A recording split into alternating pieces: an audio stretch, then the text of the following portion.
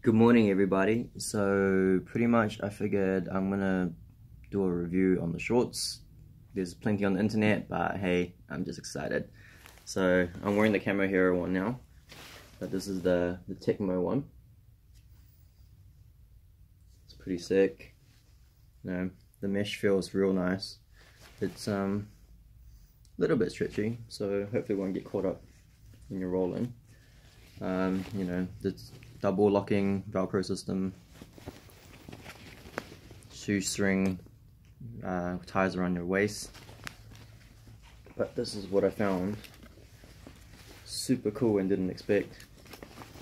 There's a little hidden pocket here, so I can only assume it's for your mouth guard. It feels quite nice. It's like 3D printed onto the material.